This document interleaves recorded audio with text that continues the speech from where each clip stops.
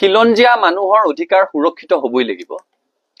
এতিয়া দেখিছো এটা বিষয়ক লৈ সকলোৰে গা জ্বলিছে, জ্বলাটো উচিত, যে অসমীয়া জাতিক ফ্ৰী মে খানেৱালা হে বুলি কৈছে নেকি?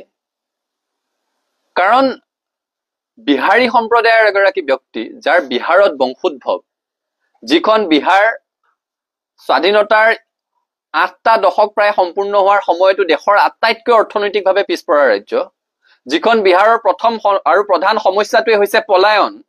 তেওঁলোকে তাত কাম কাজ নাই কাৰণে বেলেগ ৰাজ্যলৈ পলায়ন কৰে, শ্ৰম কৰিবলৈ যায়।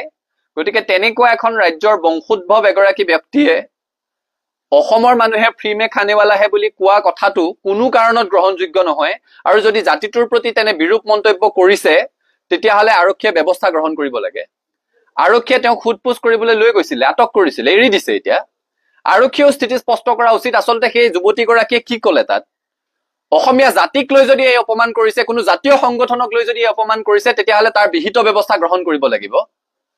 কিন্তু যদি তেওঁলোকৰ পেট্ৰল পাম্পটো দখল কৰিব যোৱা বুলি যিটো অভিযোগ উত্থাপন কৰিছে, সেই পেট্ৰল পাম্প দখল কৰিবলৈ যোৱা সেই তেওঁলোকৰ প্ৰতিদ্বন্দ্বী ব্যৱসায়িক গোষ্ঠীটো বা সেই ব্যৱসায়িক গোষ্ঠীটোৰ হৈ যোৱা কোনোবা ব্যক্তিক কৈছিলে, তেওঁলোকে কিন্তু জাতিটোক প্ৰতিনিধিত্ব নকৰে, তেওঁলোকে কোনো জাতীয় সংগঠনকো প্ৰতিনিধিত্ব কৰিব নোৱাৰে।